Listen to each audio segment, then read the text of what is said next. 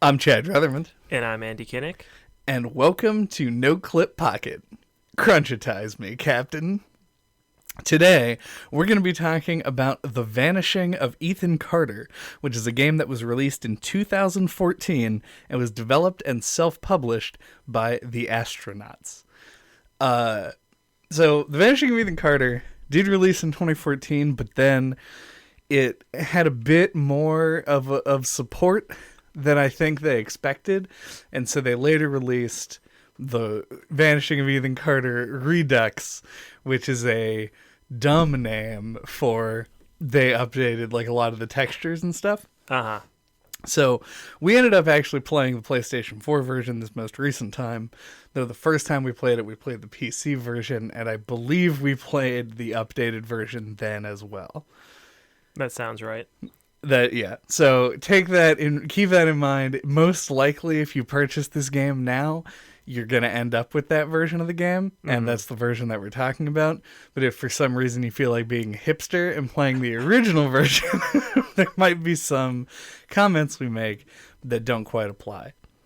Now, The Vanishing of Ethan Carter is I'm going to call it an adventure puzzle game, but it is like set within the subgenre of walking simulator. Right. Yeah, I put it in the same pedigree as like What Remains of Edith Finch. I'll probably compare the two a lot because I just kind of categorically, like associate them in my mind. And this, I think it's my personal favorite walking simulator. I think Edith Finch is a better game, and overall it's like this one's more rough around the edges than that. But I think a lot of the theming and things that are like unique to this game like speak to me like personally. Like I feel like if I made a adventure puzzly walking simulator, it would end up something like this game. When we covered What Remains of Edith Finch, were we doing pockets at the time? I don't think so. Yeah. I think that was like right before we started it. It had to have been like on the border, right? Yeah. Because I'm not sure. We decided to talk about this game as a pocket game, largely because of how short it is. And also because we had to rush something out for Mystery May now that it's June 1st at the time of recording. Yeah. And we both liked this game when we played it the first time, so it's been in the back of our minds. Yeah. It's one of those things that maybe we thought it was too short to justify a full episode early on, and then later the opportunity for Pocket opened up, that kind of a thing.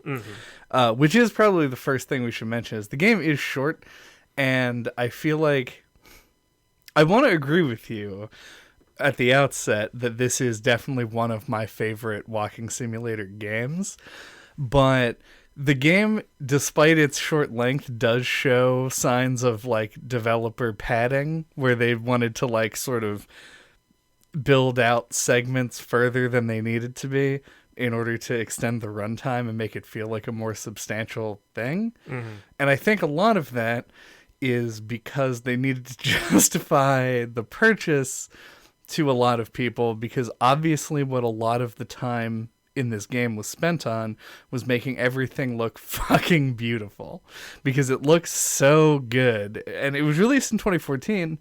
I was surprised to hear that, because I think the remake came out in 2015, like a year later. And it looks so good. Like it rivals games that have come out today. Yeah. It also looked better than I remembered as well. And I guess you can bump the fidelity a lot when the game world isn't that big. But no, it's really impressive, and they have like streaming content built into their engine because it doesn't load between areas. It does when you go to the little puzzle sections, but like when you're walking, it's like a sandbox style world that you can just freely explore, and it's set on this like island. In like a bridge leading to it, etc. And I don't know, yeah, it's like a contained area, and I think they've clearly like planned out and designed and programmed that really well to really maximize the potential, because it does look fantastic even by today's standards. Yeah, I want to. How do I want to? So I feel like we should describe in some way sort of like what the game actually consists of. So if you're not familiar, The Vanishing of Ethan Carter is basically, it's a walking sim game. Your only like verbs are like an interact button that you use to like do various like very minor tasks. Inspect. Yeah, inspect, and then walk and run. And you play the part of Paul Prospero, who is a detective named Detective. And you've been like written to through the mail by a little boy who wants you to come help with an issue he's having with his family because they all seem to be going insane and killing each other. And that's like your outset, like what the game starts with. And the thing really like that brings you in, because it gives you sort of that backstory when you arrive, and it gives you this little tutorial segment where you have to like identify all these traps, not disarm them. They all spring and just miss you, but you go up to each of them and identify them, and it introduces you to the mechanics of what the game is eventually going to be. But the thing about the introduction, because none of that really impressed me, like No. Yeah, Paul Prospero as a character is a nothing character. He's set up in this way just to sort of like push it along. Yeah, I like the twist at the end kind of justifies his name. Right. Yeah, that I was struggling to remember it because I kept thinking that Paul Prospero sounded too silly to actually be the name. Which, yeah, I mean, this is a spoiler podcast, so at the end you do find out that Ethan invented you in like a story that he wrote before he was the only one to actually die. But yeah, so you go through this introduction, and the thing that impresses me so much is that this game has horror elements to it, for sure, but it is set entirely during, like, not the day necessarily, but, like, twilight, and that, like, the vista of being in the woods at twilight is one of those things that, like, maybe it's because I grew up where I did, but I feel like it's a very calming and, like, enjoyable place to inhabit. And it's something that I haven't really gotten to experience since being a child. So there might be, like, kind of a nostalgic attachment that I have to the environment in this game that makes me like it. Yeah. I'm in the same kind of boat. It's hard to put into words other than being like, I like this. But the visuals in the atmosphere are really great. And like coming out of those woods where the traps are onto the bridge and seeing the dam in the distance and the lake. And it sets a really nice atmosphere. And it does, like, I don't know if this is supposed to be like a town, or if it feels like it's like privately owned property or something that like a family lives on, or a couple families maybe. But like it's got this,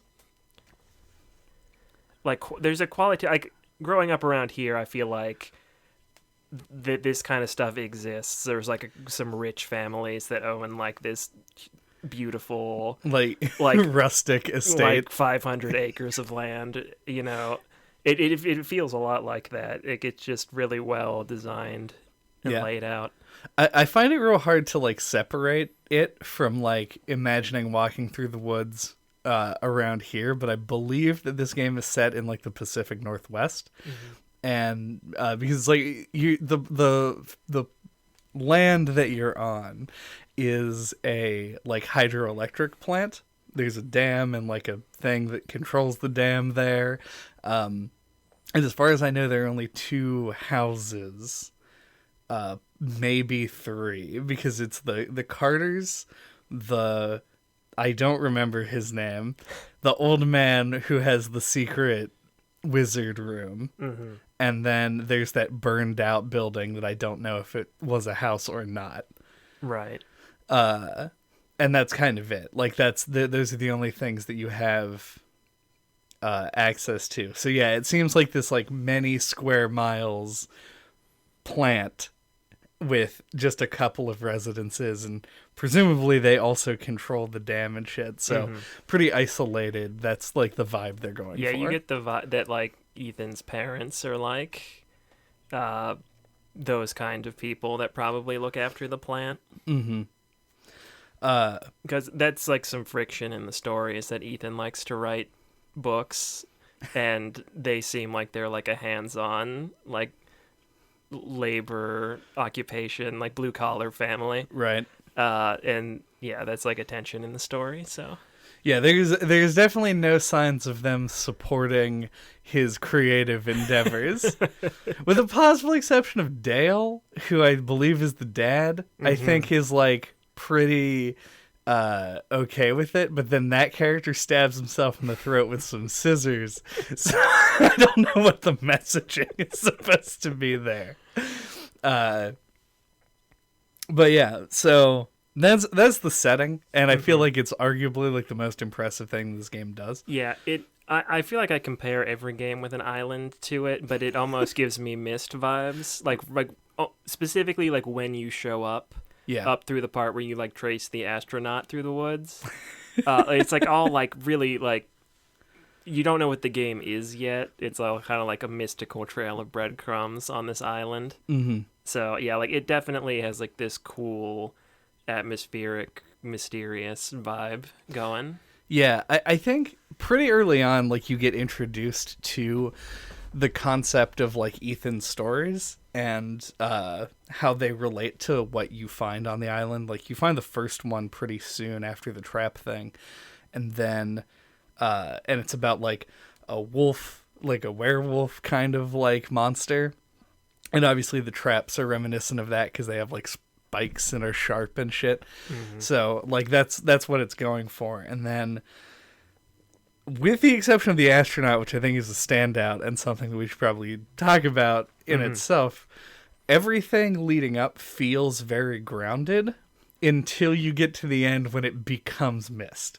Like it really is like the difference between Myst and this game is Myst is an island that is chock full of like ancient sci-fi secrets and cryptic puzzles. Yeah, and the Vanishing of Ethan Carter is a real place that has a peppering of ancient sci-fi secrets, like or eldritch abominations in this case. But yeah, like it's the tone shifts subtly enough that when it chooses to drop weird shit on you, it's always effective. And that's another of the game's like big strengths for me. I think the pacing and like the layout of the island is like goes hand in hand with that as well. Because like I feel like they, with a few exceptions where I think maybe they could have trimmed a little fat, like I think they got the ratio of like open space with nothing in it to space with meaningful content to find in it just right, to where you feel like anywhere you go you could stumble upon something. Yeah. And speaking personally, because I don't really know if this would have made the game better or not, but I definitely feel like I would have probably preferred if there's a little bit extra to find. Not necessarily meaningful in the way that like it was an interactable mechanical thing. Like secret stuff? Yeah, just like things to tell more of the story. But it also makes some amount of sense that like people wouldn't just be like leaving shit out in the fucking woods. And I think you run the risk of distracting the player with that kind of stuff, and because then you have to make sure that that kind of content stands out from the meaningful stuff or the more meaningful stuff. So yeah, stuff's always more complicated than you think. I mean, I look at something like I'm trying to come up with something that's good here that wasn't made by Hideo Kojima. Because the thing that sprang to mind immediately was like Metal Gear Solid. You have things that are obvious story continuation stuff, and then there are things that are obviously hidden Easter eggs.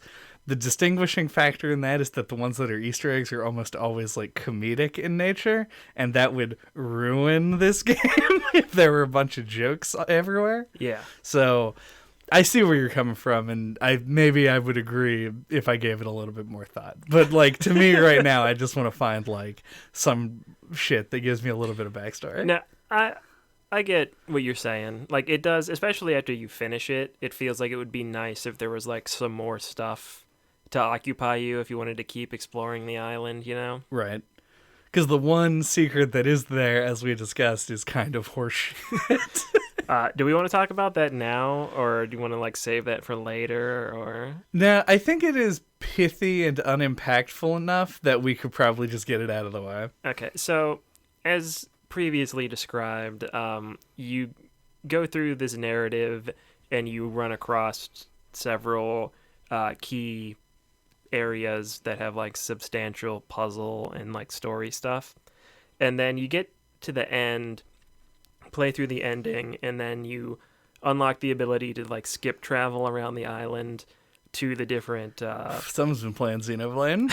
yeah, skip travel TM different than fast travel, but you skip travel around.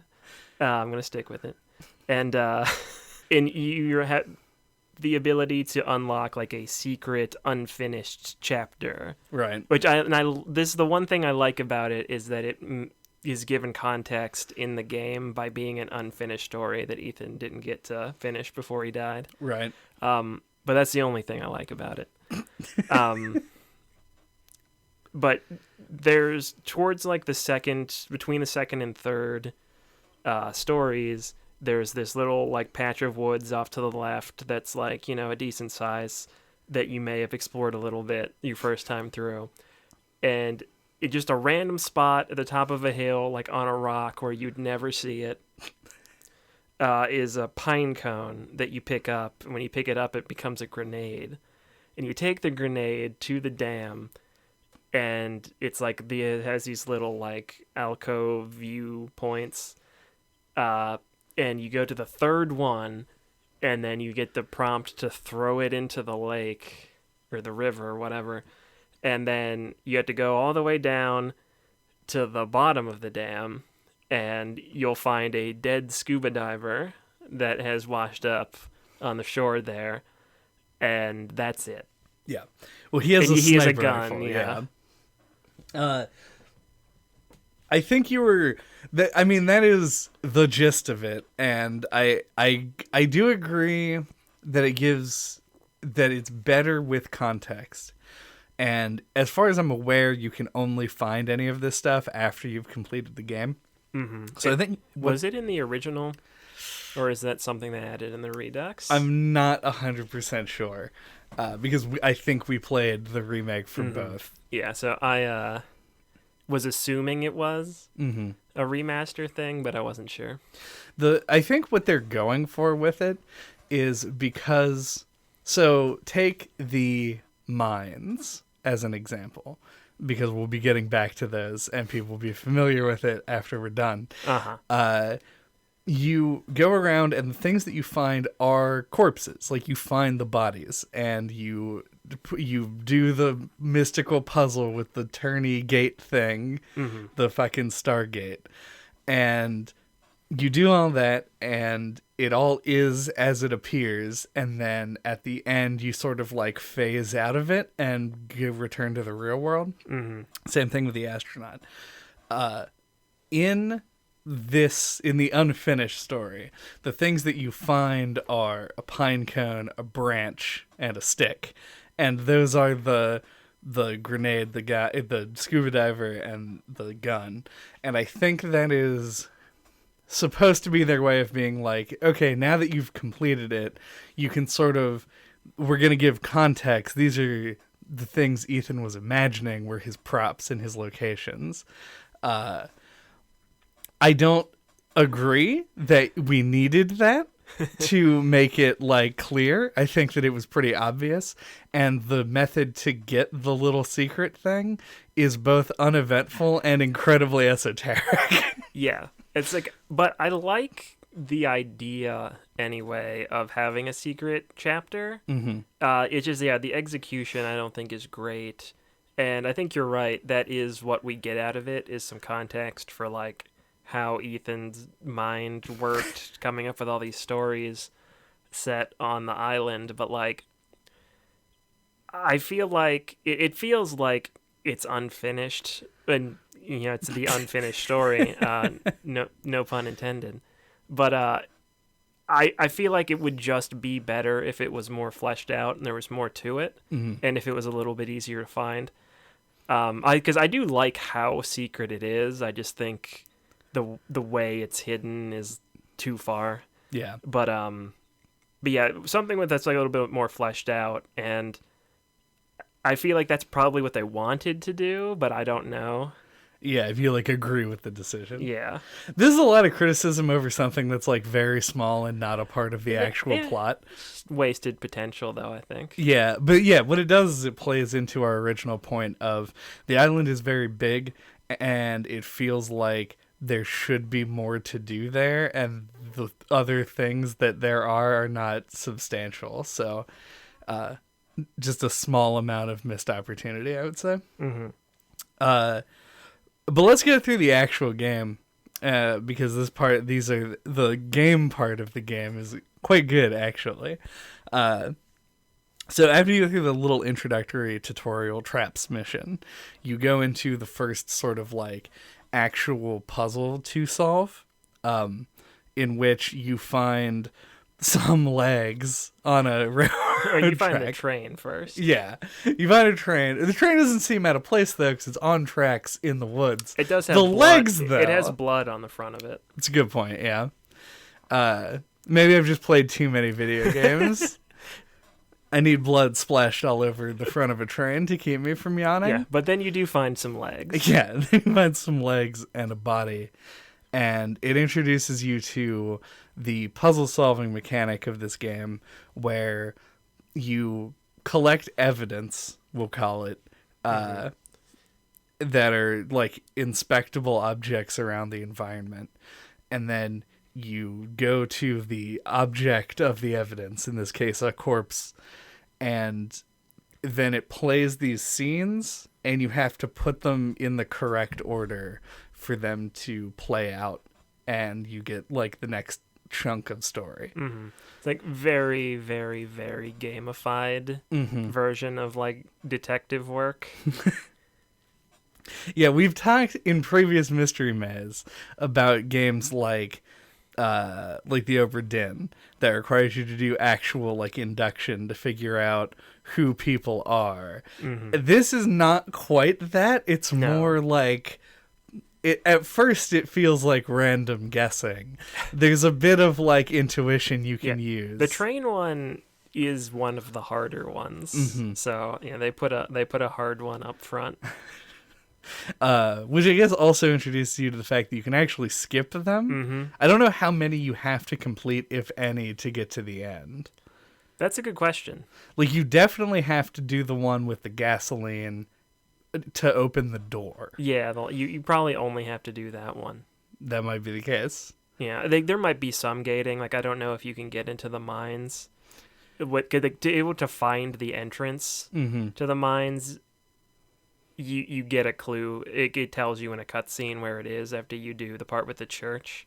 Finding that on your own without that would be really difficult or time consuming. But yeah, so there is some like subtle gating, but like I think you probably could get through it with only doing the last one. Right. And that's interesting, I think. It's a good call because like the game gives you the opportunity to fast travel around at the end to pick up any that you missed. We're obviously super smart and perfect and did all of them this on our first try. I guess that's kind of a lie. We did all of them as we went through them in chronological order on this time through, but we did skip I think the train one. Yeah, unintentionally. Yeah. Because the way the initial like tutorial traps area doesn't like, you kind of like go through that one and it doesn't have like a sense of like finality to it. Like you don't feel like you like completed a puzzle or anything. Right. Like you just kind of do whatever's there and then move on. So that's kind of the way we approached the train part. Like we messed around with it and like tried stuff and like, and then we just kept exploring and then we stumbled upon the astronaut one. Right. So we just kind of like left it behind and had to go back for it later. And if that's intentional design, like where the first one was supposed to introduce you to the like inspect mechanic, and then the second one is supposed to be like an actual thing, and then the third one is supposed to be easier and intriguing to the point where it's unlikely that you don't solve it, and that lets you know that you can go back and do the other one. That's actually pretty fucking smart, all things considered. Yeah. Like it's laid out in a really good way. Yeah, I agree, and I think it feels intentional. I don't necessarily know that I have anything on the mechanics of these because there aren't very many of them. Yeah, I think in some of the places I think this game stumbles a bit is when it deviates a little bit too much from that basic setup, because I think that's all this game really needed. Right. Was like an interesting scenario, and then like this kind of way of interacting with it I think was fine, and they do try to mix it up in a few ways that don't always work. Yeah, so spoiler alert, we don't like the mines, but how do you feel about the portal house? I like that one. I have in my notes that the mines is really the only weak spot for me. Mm-hmm.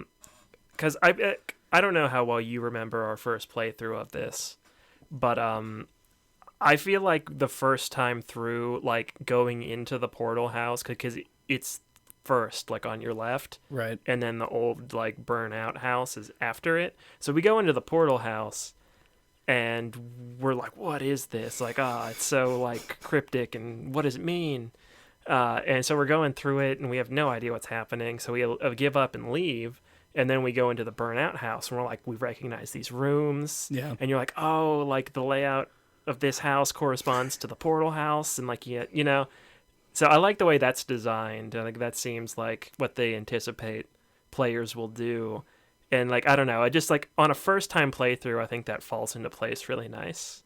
Yeah, it's also the only like segment of the game that I feel it is more like a good D&D puzzle than it is like a regular video game puzzle. Yeah. 'Cause it's the kind of thing where, and this is where the game shines really. The reason I brought it up, by the way, is because you did mention like where it deviates, and I feel like this is one of the largest deviations, but it's one that lands. Mm-hmm. But the strengths of the game, we open talking about how good the game looks and how the setting is cool and the island is fun to explore. And this puzzle involves that environmental exploration. Like it involves actually going from a place to another place and thinking about like what it is that you're seeing and what the solution could be. And I think there's some hints that I feel are a little heavy-handed, where like the weird Latin note that you read, like the opening paragraph is like, only those who remember the layout of the other house, idiot, can get to the secret room. All of that is there for a reason. Like obviously they felt it was necessary to prod people who were getting stuck, but the actual execution of the puzzle I think is fantastic. I really like that part as well. Mm-hmm. So yeah, I think that's what like really made the game stick in my mind so much. Is it hits you, I think, with my three favorite right in a row, which is the astronaut, which like totally sucks you in. I think no matter who you are, right? You don't expect to find an astronaut in the woods. Then the portal house, and then the church. Mm-hmm. I think those three are my favorite. And, and like by that point, I'm like, oh my God, this game is so good. What are we going to find next? So it just like really drags you in. I don't know where I want to go from here, because I do want to, like, just as a passing thing, the church, I feel, is like a speed bump to me. Like I don't think it's one of my favorites. I think it's really short. It's pretty simple, and the environment isn't that interesting. The crypt is cool, but it also just looks like a crypt. Like it's a dark room with a coffin in it. It's one of the more realistic ones. Like I like where it falls, like in the progression of them. They do have to reel you back in to reality before they hit you with octopus monster. Yeah, it keeps you guessing. Yeah. But yeah, so what they do give you next after the church is the weirdest one. The one with the woman in the woods that you probably forgot about. Yeah. I did forget about that one.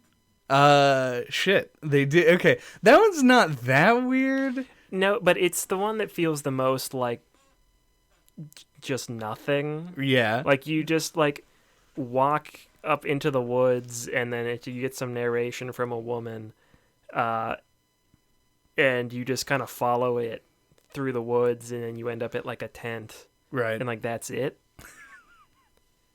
Well, I mean, it feels more like the first story where there isn't really anything to do other than just look at shit. Yeah.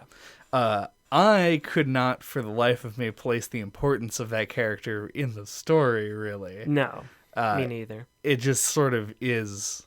It feels so fleeting. Like it's just like there and then it's gone and you're like, what was that? Oh, well, I guess we'll move on. Yep.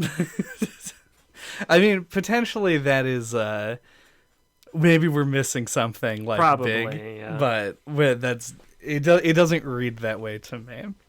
But yeah, then is when you actually go into the mines, and I've never really talked about this on the podcast because we don't do these games for a reason, but we have mentioned horror games that I describe as like haunted house games where there isn't really any danger. It's just like a spooky environment that scares you by being scary. Mm-hmm. And the worst versions of those are the games where they just put you in a maze because it takes a long time to get through a maze.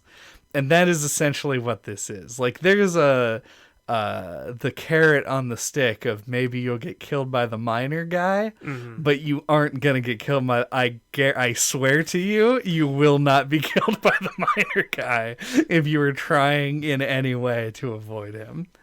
And they just make you go around a maze and pick up collectibles. And it's very bad and boring. And I literally fell asleep the last time that we played it. And I think even before you get to that, there's the little part with the, I don't know what the area would be in an actual mine, but like an area where there's like a lift that goes down into some water. Oh, and yeah. some pickaxes and a little mine cart. And that part's bad too, because that one involves you need like a mine cart, and like you need to, in order to like break through some rocks with it, or you have to back it up all the way and crash through them, right, to be able to find the pickaxe, which isn't clear in the dark. Yeah, it's not clear that they're related, and it's just like, so I was doing that part, and then I just gave up. And I just walked all the way to the haunted mine maze.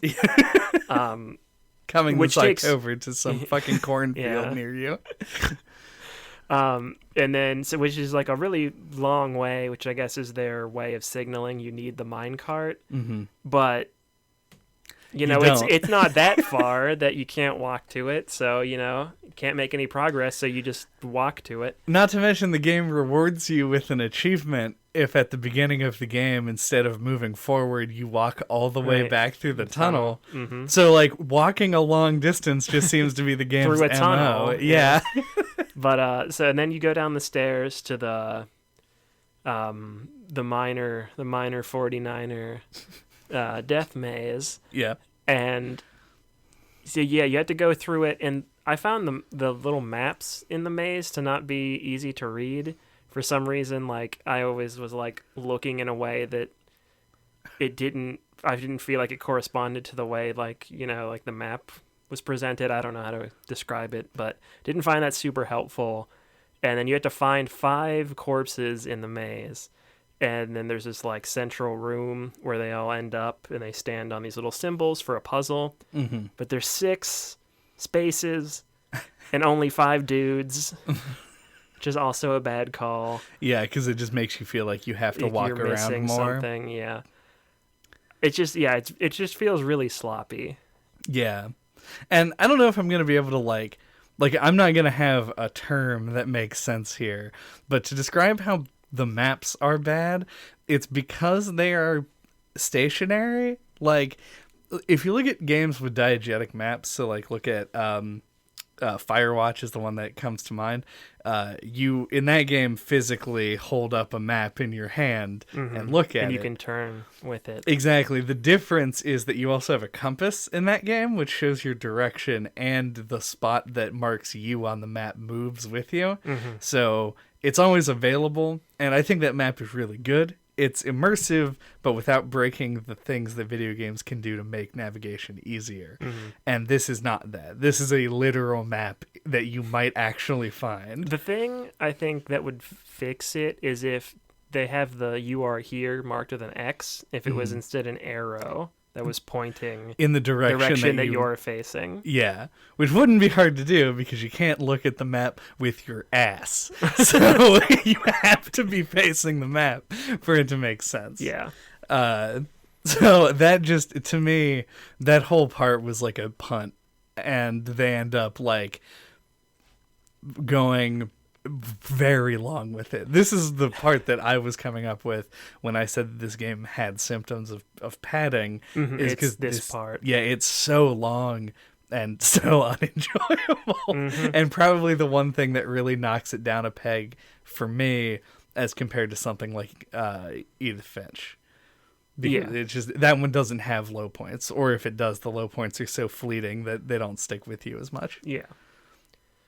It does end with a big kraken, though, which this is the first time I think a kraken has been sprung on me unexpectedly, and I didn't enjoy it. So,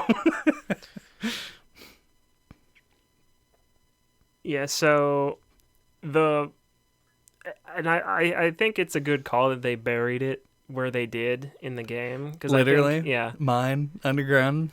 Because I think any earlier, it might have been discouraging, and obviously you don't want to like end on something like that. So I think like putting it next to last, or mostly next to last, was a good call. That's a better observation than I think I thought it was when you first said it, because I feel like it shows a lot of the growth in games development thinking in the past 10 or so years, because I guarantee you tons of games released like in the 2000s would have wanted to end on that.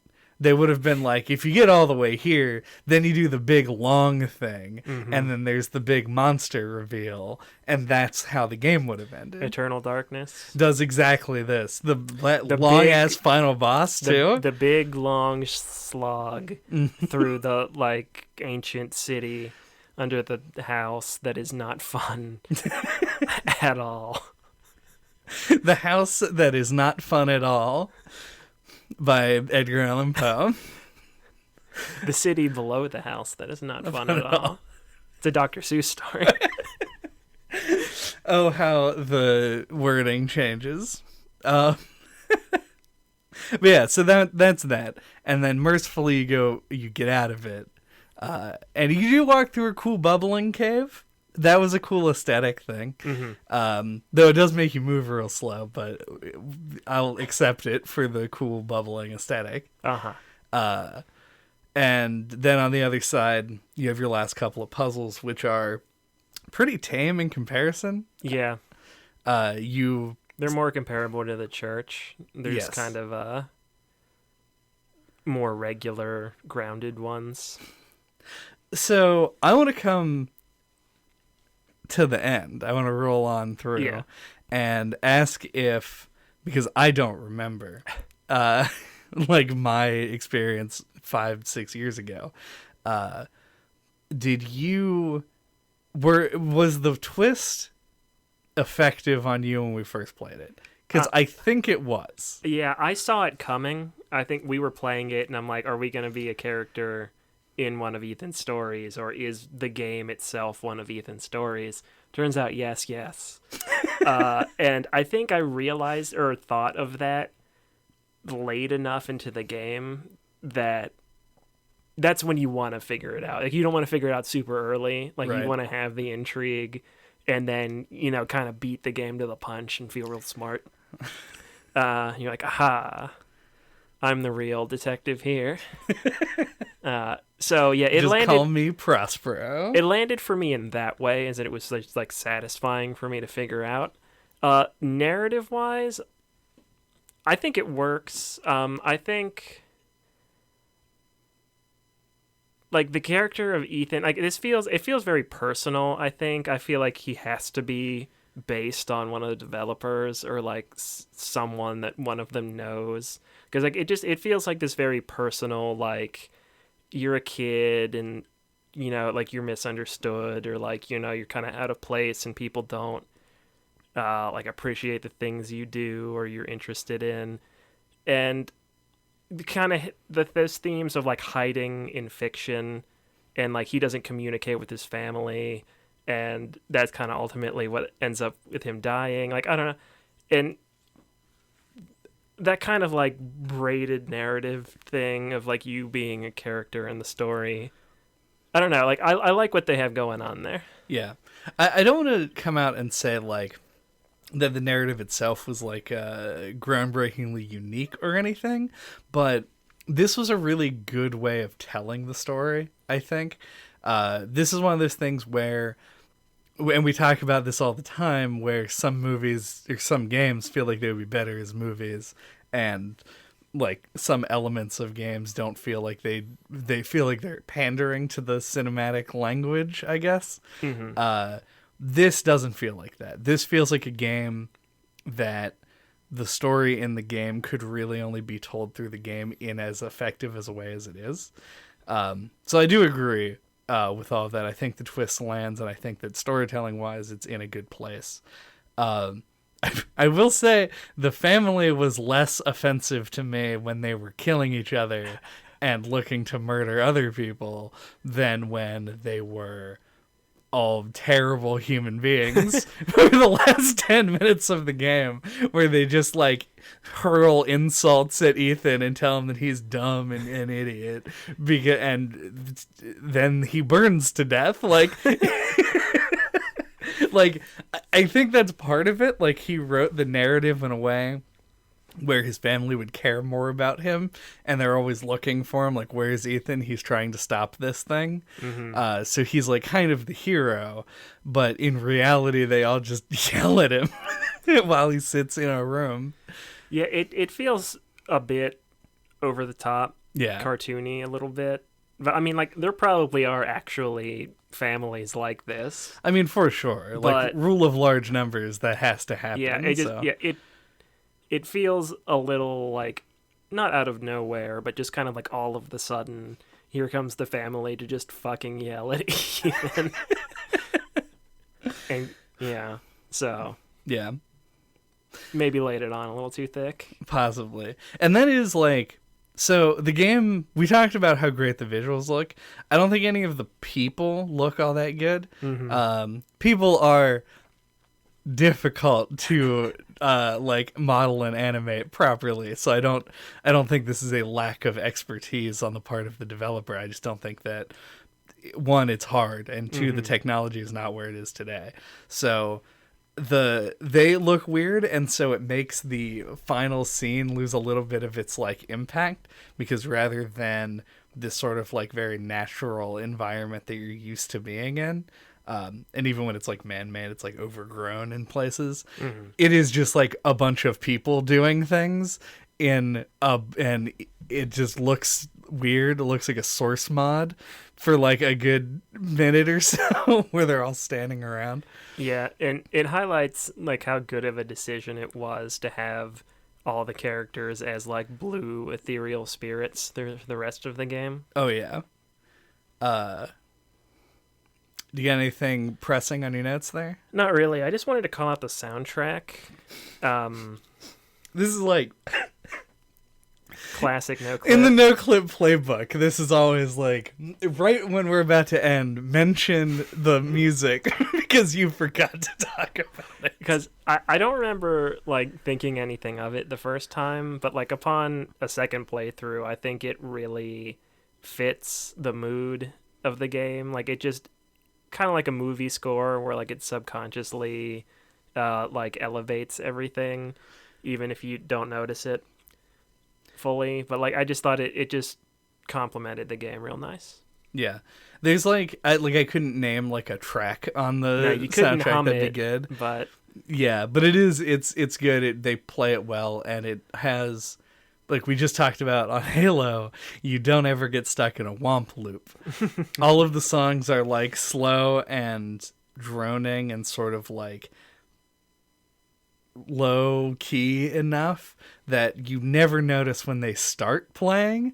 You'll notice them like part way through and be like, oh, that melody. Now I got like grounding for where I am and shit. And I think it's implemented really well, even if I don't think the music is like outstanding. It's just a really well done soundscape, I guess. yeah. So on those notes, Wink, do we do we have Vanishing thoughts? Yeah, I really liked this game the first time we played it, and for reasons I have gone over. But I was a little bit worried when coming back to this, I wouldn't like it as much as I did the first time. But I can safely say like it holds up. The mines part was worse than I remembered, but like overall everything was good, and yeah, I really appreciate this game. I like. Because I think I heard about this game like on YouTube or something and thought it looked like a game that we would play, you know, and didn't have any expectations for it. Just kind of thought like it could end up being like a mediocre thing that we find and it's whatever. But it really stands out in all the ways that you would hope. As we said, super atmospheric, great like environmental design, interesting puzzle mechanic, some smart implementation of like design and pacing. Just overall like I think this is a hidden gem. Like it's a game that people know about, but I don't think a ton of people have played. So like definitely would recommend this. Yeah, I am not 100% sure whether this game is well known enough that the fact that we took a year to discover it is like us slacking on that, or if it was like just coincidentally like we happened across it, like something like Harvester, which definitely wasn't known really by the public until over 10 years after its release. Yeah, I think we seek out these kinds of games. So. For sure. So yeah, I agree with all of that. If you've listened to us talk about like any other walking sim, a lot of the positives that I talk about in those apply here. It's a genre that is dependent on its visual and storytelling abilities. You have to be engaged enough with the environment and what is being told to you to continue playing a game that offers no other like avenue of play. So this succeeds, I think, wholeheartedly. It stumbles, obviously, but that's not enough to disrecommend it. I would say this is probably... It's up there in the list. This is one of the games that future walking sims will probably be like, we want to be more like that. Yeah, in my mind, it's a top 3. Yeah. I haven't ranked them, so I won't say. Got Edith Finch, Ethan Carter, and Gone Home. Gone Home? Yeah, I like Gone Home a little bit more than this. The Beginner's Guide, I think, counts. Okay. I feel like that's so unique, though, that I think of it as like its own thing, but It's a gaming simulator. gaming sim. Peace out, gamers. See you later. Thanks for listening. Thanks, going casual today. Thanks for listening to NOCLIP Pocket this week. What are we talking about next time? Next time, we're going to be talking about Her Story, a game that is a desktop simulator from the guy who wrote one of the Wii U Silent Hill game. Which, despite sounding like a mishmash of things that make no sense, is probably one of my top 10 favorite games of the last, 10 years. So, join us as we solve that mystery as well. It's Mystery May, by the way. First time I mentioned it. Nancy June. It's Nancy June. Until that time, you can get a hold of us. All of our contact information is on our website at noclippodcast.com. There you can find links to our Twitter, our Discord, our YouTube page. There's a cool playlist on the front page of our website that just has every episode in chronological order. So just go on there, click play. You fucking leave. I don't care. Just give me all those good plays. We're trying to get number 1 on the recommended. But we need to get more than 15 views before they'll do that. Throw a grenade at that like button. And that is all. Goodbye.